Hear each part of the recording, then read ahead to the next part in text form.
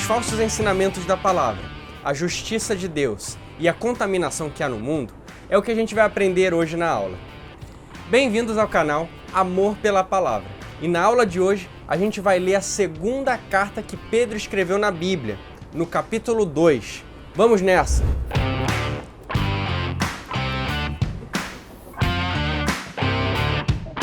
Bom, pessoal, então para a gente começar hoje, eu quero te convidar a orar junto comigo.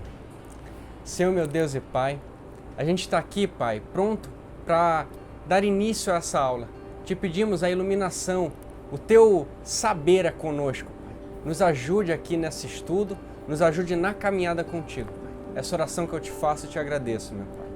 Amém, Jesus. Amém? Então vamos lá, pessoal. Capítulo 2 da segunda carta que Pedro escreveu. O meu título diz assim: Os falsos mestres, seu caráter, obras e justo castigo. Versículo 1. Assim como, no meio do povo, surgiram falsos profetas, assim também haverá entre vós falsos mestres, os quais introduzirão dissimuladamente heresias destruidoras, até ao ponto de renegarem o soberano Senhor que os resgatou, trazendo sobre si mesmo repentina destruição. E muitos seguirão as suas práticas libertinas, e, por causa deles, será infamado o caminho da verdade. Também, movidos por avareza, farão comércio de vós com palavras fictícias. Para eles, o juízo lavrado a longo tempo não tarda e a destruição não dorme. Olha só esses 3 versículos iniciais do capítulo 2, as advertências que Pedro dá com relação ao ensino, com relação a mestres, a pessoas que são capacitadas, mas que por divergências de pensamentos, divergências aí da própria palavra, dissimuladamente, com palavras que persuadem, enganam alguns, ou passam as suas próprias opiniões, e são opiniões que não condizem com a verdade, não condizem com o que está escrito aqui. E, como Pedro mesmo fala, muitos de vocês talvez possam até cair, porque são histórias muito bem contadas, são aulas muito bem dadas, mas sem a verdade, sem a escritura, sem o que a gente está aprendendo aqui, texto a texto. Então, o nosso primeiro cuidado aqui na aula é a gente atestar tudo com a palavra, como os crentes de Bereia, que ouviam e atestavam tudo na palavra. Então, o primeiro ensinamento aí que Pedro está dando para a gente é: aprendam, estudem e atestem com as escrituras, porque aqui que está a verdade. Beleza?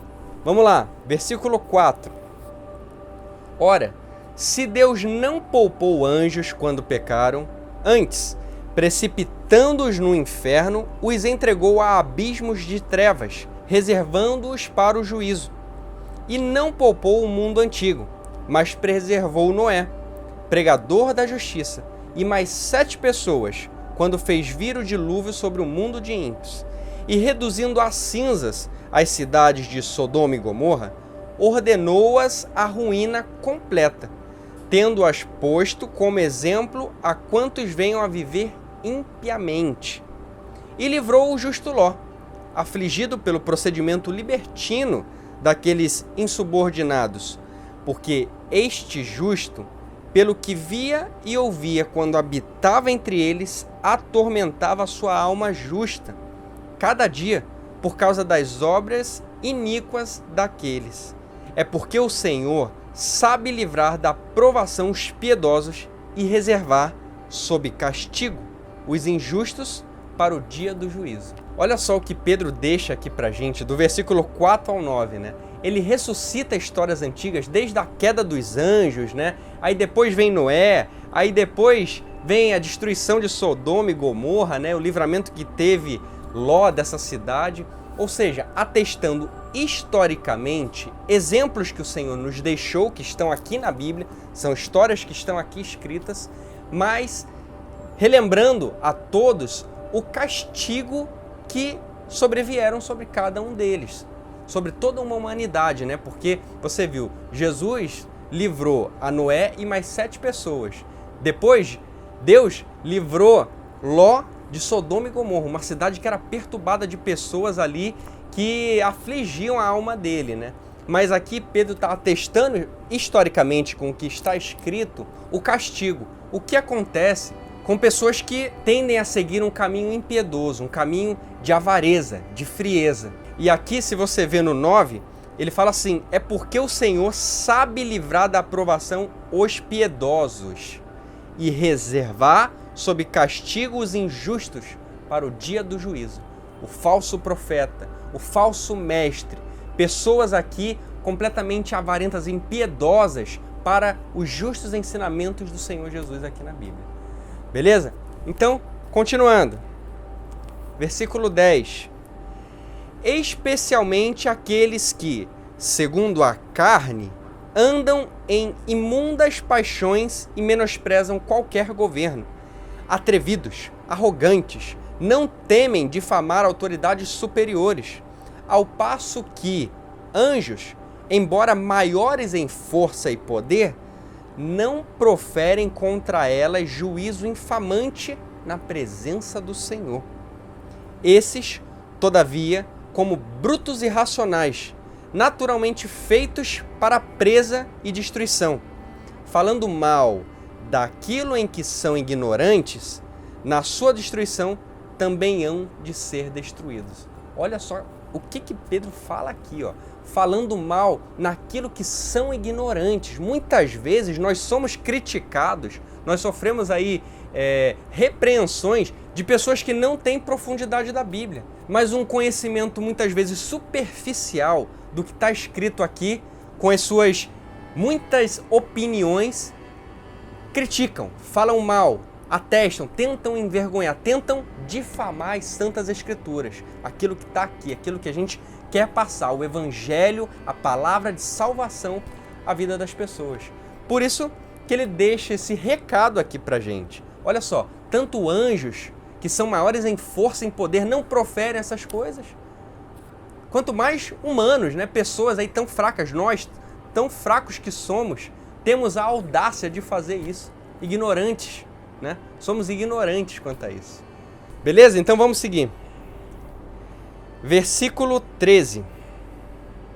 Recebendo injustiça por salário da injustiça que praticam, considerando como prazer a luxúria carnal em pleno dia. Quais nódoas e deformidades eles se regalam nas suas próprias mistificações, enquanto banqueteiam junto convosco, tendo os olhos cheios de adultérios e insaciáveis no pecado, engodando almas inconstantes, tendo o coração exercitado na avareza, filhos malditos, abandonando o reto caminho, se extraviam, seguindo pelo caminho de Balaão, filho de Beor, que amou o prêmio da injustiça. Recebeu, porém, castigo da sua transgressão, a saber, um mudo animal de carga, falando com voz humana, refreou a insensatez do profeta. Olha só aqui, a gente leu até o versículo 16, mas no 14 Pedro pega pesado, ele fala filhos malditos, né? Porque corrompem aí o coração desses inconstantes, né? Dessas pessoas muitas vezes fracas no evangelho, fracas na palavra, fracas no conhecimento. E esses falsos mestres se aproveitam disso. Eles são avarentos, são pessoas dali que olham muito para o prazer carnal, para a luxúria que o mundo oferece. E desvirtualizam a verdade, tiram outros do caminho, fazem com que outros tropecem. Ele mesmo já está em ruína, mas ele ensina o caminho errado para outros também. Então, esse capítulo 2, você está reparando que Pedro está, assim, dando uma advertência severa a esses falsos ensinamentos que são pregados e muitas vezes, muitos cristãos até, não verificam, não atestam esse conhecimento na palavra. Lembrem, a aula de hoje, a gente está aprendendo a confirmar tudo aqui, tudo que está escrito aqui é a verdade. Atestem por você mesmo, tire suas conclusões baseado no que está escrito aqui. Amém? Então, vamos continuar. 17. Esses tais como fontes sem água, como névoas impelidas por temporal. Para eles está reservada a negridão das trevas, porquanto, proferindo palavras jactanciosas de vaidade, engodam com paixões carnais, por suas libertinagens, aqueles que estavam prestes a fugir dos que andam no erro, prometendo-lhes liberdade, quando eles mesmos são escravos da corrupção, pois aquele que é vencido fica escravo do vencedor. Portanto, se depois de terem escapado das contaminações do mundo, mediante o conhecimento do Senhor e Salvador Jesus Cristo, se deixam enredar de novo e são vencidos, tornou-se o seu último estado pior do que o primeiro. Olha o que Pedro deixa aqui pra gente. Prestem bem atenção no 19. Prometendo-lhes liberdade. É a liberdade que Jesus prega. Quando eles mesmos são escravos da corrupção. Pois aquele que é vencido fica escravo do vencedor. É aquilo que a gente começa a ver no que tange a hipocrisia. Tudo bem, Natan, nós somos pecadores. Estamos numa batalha fervorosa contra o pecado, porque o pecado é que nos afasta do Senhor Jesus Cristo. Só que uma coisa é a gente pecar e lutar contra o pecado e não voltar a fazer mais esse pecado. Outra coisa é a gente viver escravo desse pecado. Lembrem, o diabo está ao nosso derredor, procurando uma brecha onde ele possa repousar. E uma vez que ele repouse, ali ele se instaura e o que era um pecado começa a se tornar pecados diários, pecados semanais, pecados assim que são difíceis da gente combater. E uma vez que a gente não lute contra, isso só tende a piorar na nossa vida. Porque a gente agora começa a viver uma vida pecaminosa em constante pecado. Daqui a pouco a gente começa a não enxergar mais isso como pecado. E daqui a pouco vem o dia do juízo e a morte eterna. Então, o recado de hoje é que ainda temos tempos e estamos em tempos de luta. Luta contra esse interior. Isso que quer nos afastar dos santos e retos caminhos. Então, olhe para a sua vida, eu olho para a minha vida. E aquilo onde a gente precisa mudar, temos tempo, temos Jesus Cristo para recorrer. Temos as Santas Escrituras onde a gente pode estar estudando, onde a gente pode estar procurando nos armar com armas espirituais para vencer. Vencer e não ser escravo desse pecado. Porque a nossa luta aqui, enquanto estamos na terra, é constante, não para nunca. Só vai parar no dia da volta de Cristo ou quando Cristo quiser nos levar. Ali é o último dia. Mas a gente hoje tem a oportunidade de estar guerreando. E eu te falo o seguinte, continue como eu continuo daqui. A gente precisa nos apartar, fugir desse maldito pecado que nos afasta de Deus. E vamos lá, vamos continuar. Versículo 21. Pois melhor lhes fora nunca tivessem conhecido o caminho da justiça, do que, após conhecê-lo, volverem para trás, apartando-se do santo mandamento que lhes fora dado. Com eles aconteceu o que diz certo adágio verdadeiro. O cão voltou ao seu próprio vômito, e a porca, lavada, voltou a revolver-se no lamaçal. E Pedro finaliza o capítulo 2 dizendo o seguinte: era melhor você não ter conhecido a verdade, do que antes você conhecer toda essa verdade, tudo o que está escrito aqui, e voltar ao erro, e regredir. E como ele deixa aqui de exemplo, né? Voltar ao vômito, o cão que volta ao seu próprio vômito. Porque a gente sabe que esse estágio é um estágio muito perigoso no que tange ao nosso relacionamento com Deus. Porque uma vez que Satanás vê uma casa limpa e adornada, e ele é expulso de lá, quando ele encontra essa brecha, ele volta com mais 7 demônios piores do que estava.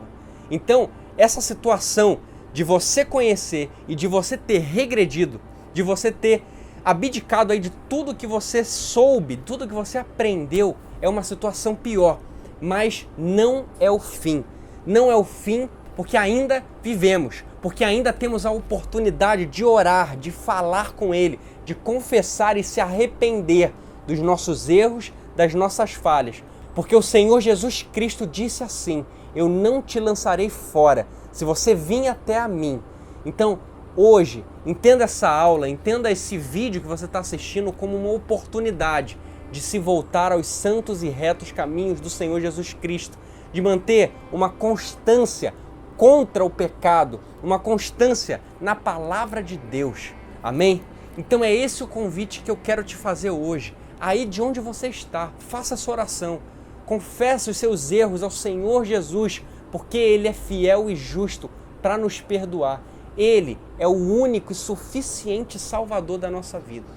Entenda isso no teu coração e faça isso do mais profundo da tua alma. Você pode falar com Ele. Você pode se achegar a Ele aonde você está e fazer uma oração confessando tudo isso, se arrependendo de todo o seu erro, de toda a sua falha. Amém? Então, pessoal, acabamos aí a aula, acabamos o capítulo 2 da segunda carta que Pedro escreveu. Eu espero que tenha te ajudado, como tem me ajudado muito aqui essas aulas, e continue sempre com a gente. Até a próxima!